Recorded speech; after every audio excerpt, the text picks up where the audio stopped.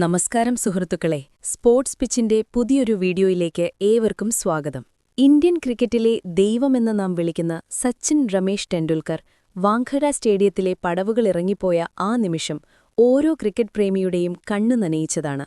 24 വർഷത്തെ ഐതിഹാസികമായ ആ കരിയർ അവസാനിച്ചത് സച്ചിന്റെ മാത്രം തീരുമാനപ്രകാരമായിരുന്നു എന്നാണ് നാം ഇതുവരെ കരുതിയിരുന്നത്. എന്നാൽ വർഷങ്ങൾക്കിപ്പുറം ഇന്ത്യൻ ക്രിക്കറ്റിനെ പിടിച്ചുലയ്ക്കുന്ന ഒരു വെളിപ്പെടുത്തലുമായി രംഗത്തെത്തിയിരിക്കുകയാണ് മുൻ ചീഫ് സെലക്ടർ സന്ദീപ് പാട്ടീൽ. സച്ചിൻ സ്വയം വിരമിച്ചതല്ല, മറിച്ച് സെലക്ടർമാർ അദ്ദേഹത്തെ വിരമിക്കാൻ നിർബന്ധിക്കുകയായിരുന്നു. നിങ്ങളിത് ഗൗരവമായിട്ടാണോ പറയുന്നത് എന്ന് അമ്പലപ്പോടെ സച്ചിൻ ചോദിച്ച ആ നിമിഷം, സച്ചിനെപ്പോലൊരു ഇതിഹാസത്തെ ടീമിൽ നിന്ന് പുറത്താക്കാൻ സെലക്ഷൻ കമ്മിറ്റി കാണിച്ച ആ ചങ്കൂറ്റം എന്താണെന്ന് നാഗ്പൂരിലെ ആ ഡ്രസ്സിംഗ് റൂമിൽ സംഭവിച്ചത്? നമുക്ക് ഈ വീഡിയോയിലൂടെ ആ നാടകീയമായ നീക്കങ്ങൾ പരിശോധിക്കാം. 2011 ലോകകപ്പ് കിരീടം ഇന്ത്യ സ്വന്തമാക്കുമ്പോൾ സച്ചിൻ തന്റെ കരിയറിന്റെ കൊടുമുടിയിലായിരുന്നു. എന്നാൽ ആ വലിയ നേട്ടത്തിനു ശേഷം സച്ചിന്റെ ഫോമിൽ വലിയൊരിടിവ് സംഭവിക്കാൻ തുടങ്ങി. ഇംഗ്ലണ്ടിലും ഓസ്ട്രേലിയയിലും ഇന്ത്യ നേരിട്ട കനത്ത പരാജയങ്ങളിൽ സച്ചിന്റെ ബാറ്റും നിശബ്ദമായിരുന്നു. 100ാം സെഞ്ചുറിക്കായുള്ള നീണ്ട കാത്തിരിപ്പും സച്ചിനെ മാനസികമായി തളർത്തി. 2012-ൽ ഇംഗ്ലണ്ട് ഇന്ത്യയിൽ പര്യടനം നടത്തിയപ്പോൾ നാട്ടിലെ പിച്ചുകളിൽ പോലും സച്ചിൻ പരാജയപ്പെടുന്നത് സെലക്ടർമാർക്ക് കണ്ടുനിൽക്കാനായില്ല. ടീമിന്റെ നന്മയ്ക്കായി കടുത്ത തീരുമാനങ്ങൾ എടുക്കേണ്ട സമയമായെന്ന് ചീഫ് സെലക്ടർ സന്ദീപ് പാട്ടീലും സംഘവും ഉറപ്പിച്ചു. പക്ഷേ ആ തീരുമാനം ക്രിക്കറ്റ് ദൈവത്തെക്കുറിച്ചാകുമ്പോൾ അതത്ര എളുപ്പമായിരുന്നില്ല. 2012-ലെ നാഗ്പൂർ ടെസ്റ്റിന്റെ അവസാന ദിനം സന്ദീപ് പാട്ടീലും സഹസെലക്ടർ രാജേന്ദ്ര സിംഗ് ഹാൻസും സച്ചിനെ നേരിൽ കാണാൻ തീരുമാനിച്ചു. സച്ചിന്റെ ഭാവി പദ്ധതികളെക്കുറിച്ച് നേരിട്ട് ചോദിക്കാനായിരുന്നു അവരുടെ തീരുമാനം. സന്ദീപ് പാട്ടീൽ ആ നിമിഷം ഓർക്കുന്നത് ഇങ്ങനെയാണ്: സച്ചിൻ, ടീമിലെ നിങ്ങളുടെ സാന്നിധ്യം മുൻപത്തെ പോലെ ഇപ്പോൾ ഗുണകരമാകുന്നില്ല. പകരമൊരാളെ കണ്ടെത്തേണ്ട സമയമായെന്ന് എനിക്ക് തോന്നുന്നു. ആ വാക്കുകൾ കേട്ട് സച്ചിൻ ശരിക്കും ഞെട്ടിപ്പോയി.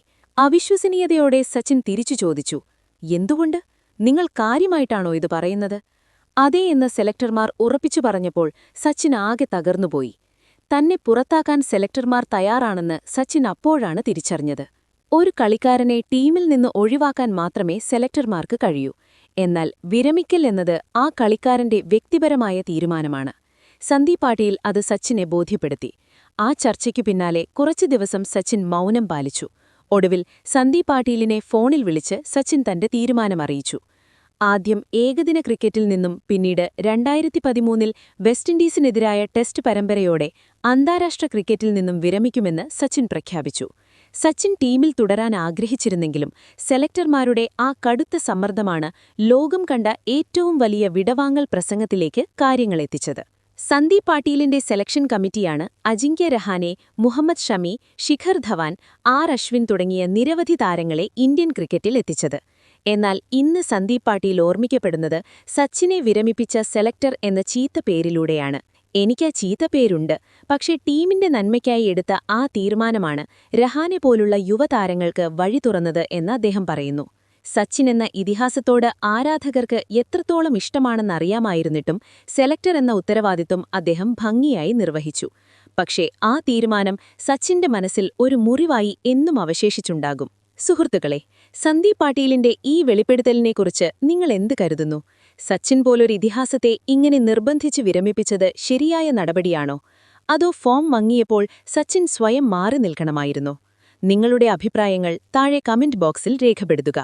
സച്ചിൻ എന്ന ഇതിഹാസത്തോടുള്ള നിങ്ങളുടെ സ്നേഹം ഈ വീഡിയോ ലൈക്ക് ചെയ്തുകൊണ്ട് പ്രകടിപ്പിക്കുക. ക്രിക്കറ്റ് ചരിത്രത്തിലെ ഇതുപോലുള്ള അണിയറ രഹസ്യങ്ങൾ അറിയാൻ സ്പോർട്സ് പിച്ച് ഇപ്പോൾ തന്നെ സബ്സ്ക്രൈബ് ചെയ്യുക. അടുത്ത വീഡിയോയുമായി വീണ്ടും കാണാം. നന്ദി.